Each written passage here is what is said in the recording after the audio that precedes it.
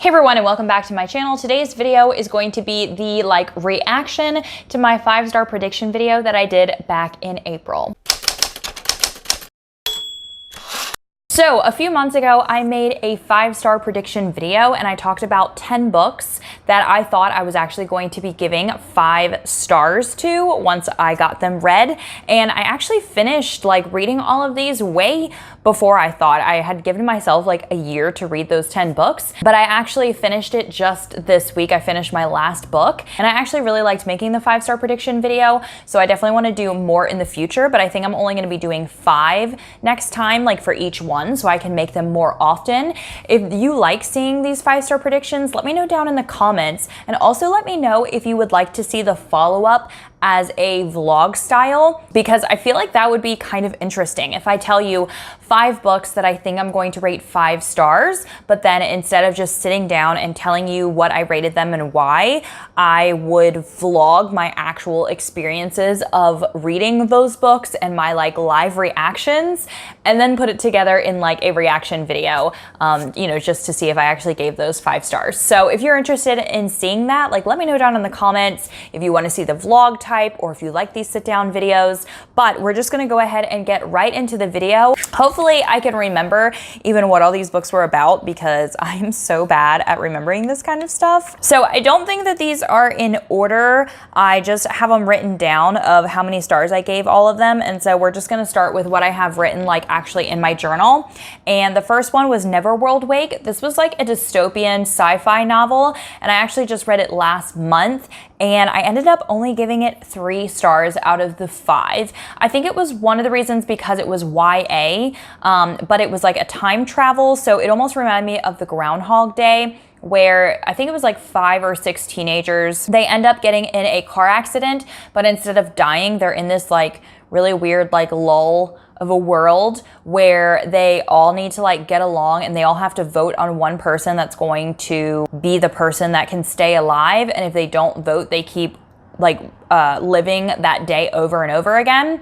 And so I don't know, it just wasn't the best story. I liked some of the plots, but then it was just so much filled with teenage drama. So that's one of the reasons why I gave it a lower star, unfortunately. The next book was The Kiss Quotient, and everyone raved about this book and said how it's way better than All Your Perfects by Colleen Hoover. So I was really excited to read it. I believe I read it for Romanceathon, and I actually only gave it 3.5 stars. And I don't know, I don't really like romance books that are just so smutty and they're just filled with so many sex scenes. I like romance books that are more emotional.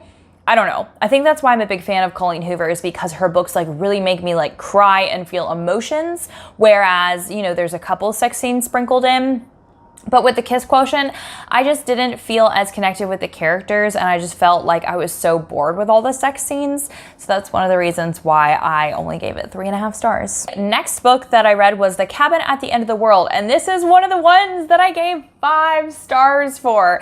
I loved this book. It is a survival story, but it's one of those horror or thriller books where it all happens within a cabin. So these guys, and it's actually 2 fathers and their daughter, they're in this cabin, and it's a home invasion type of thing, and it has an ambiguous ending. So when you get to the end, you really don't know what did I just read? Which side do you believe? Because you don't know if the world is ending or if it's not ending. It's really, really good, and I highly suggest you guys read it. It's the perfect read for this coming October, so you should definitely read it. The next book was The River at Night, and I ended up only giving this 2 out of 5 stars. And I thought I was really gonna like it because, again, it was supposed to be a survival thriller, and it ended up being really, really boring. They didn't even get to the river until after halfway, I'm pretty sure. I remember it because I think I read it back in May, and I didn't find anything thrilling. And then the ending was so weird. Like, I can't tell you because it's like the only surprise in the book ever, but it was just really, really weird. The next book was Call Me Evie, and this one I also only gave 2 stars. Again, it was like a survival story, and I really love survival stories, but I guess they just have to be like perfect for me to like them. And it was about this girl who got kidnapped and she was being isolated in this cabin. Like, I apparently like cabin stories, or not like them, I guess, since I'm giving them really low ratings. I don't know. Really, really boring, like the majority of the story. And then the ending picked up a little bit, and I don't know, the twist just wasn't what I was expecting. And I don't know. I can't give anything away because literally the twist is the only twist, but it just wasn't what I was expecting in a book. The next book I read was The Night Olivia Fell, and I actually just finished this one this week. I listened to it on audio, and I ended up giving it 4 stars. I actually did like this book. The faults that I had with it is that it's kind of written not the way that I would suspect a thriller to be written. So there's different perspectives. It's about this daughter who falls off this bridge and is pregnant, and she ends up being in a coma, never to wake up. But her mom can't pull her off of life support because of the baby that she has in her belly. So her mom's trying to find out all the answers while the daughter is just kind of, you know, not really living, but is, you know, the baby's growing inside of her.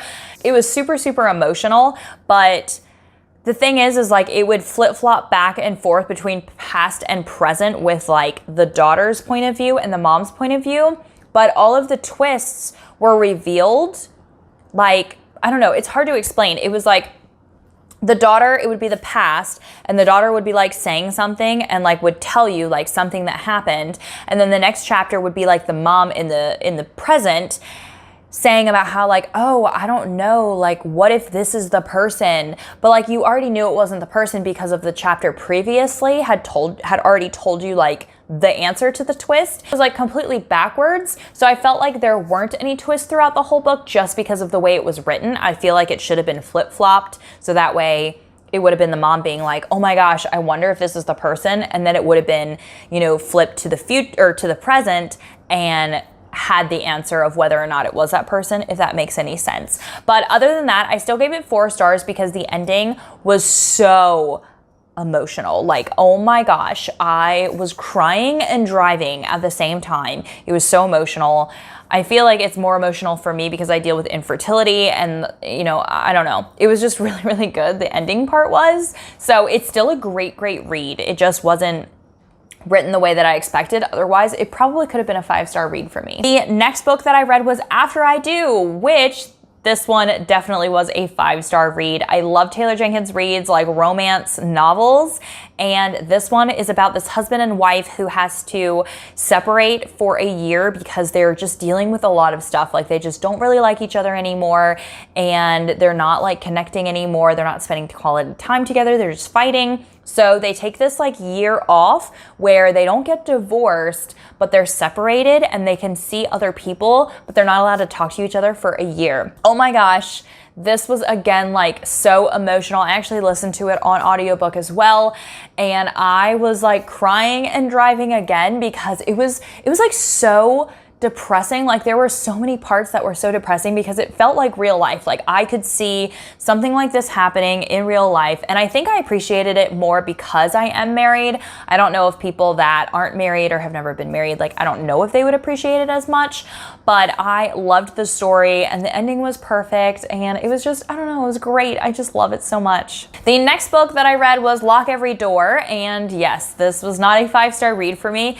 It was 3 stars. It just wasn't, I don't know. It's like the hype of all of the thrillers recently have been a lot of hype for very slow burn thrillers, and I don't really like those like atmospheric slow thrillers. And so I think that's why a lot of people are liking it, but I didn't like it. I like, you know, fast paced, like I want to keep turning the pages, and Lock Every Door was just very slow to me. I was very bored with reading it. I didn't like the ending. I didn't think it was a great twist, and I thought it was more paranormal, but it didn't end up being that way. So that's why I rated it 3 stars. The next book is Little Lovely Things, and this one I only rated 2 stars. I thought this was more of a thriller book, but it actually just turns out to be more of women's fiction.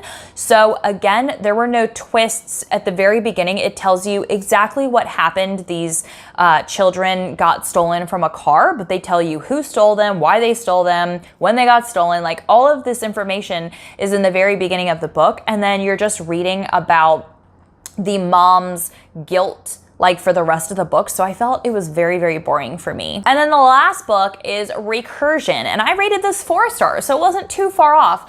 But I read Dark Matter by Blake Crouch, which was his earlier book before Recursion, and I loved it. I had given it 5 stars, so I thought Recursion was going to be a 5 star.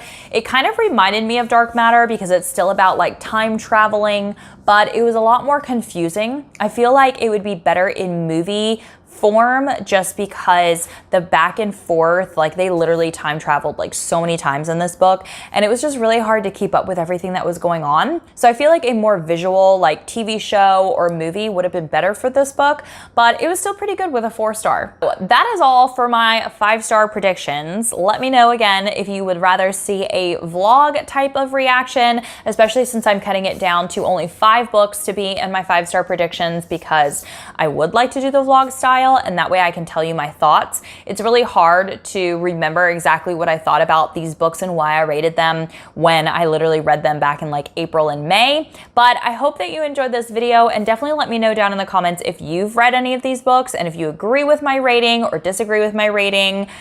I really don't care. I just love hearing, you know, whether people agree or disagree with me. I like to see what people liked differently from the books that I liked or disliked. So yeah, I hope that you enjoyed this video, and I will see you all in another video. Bye everyone.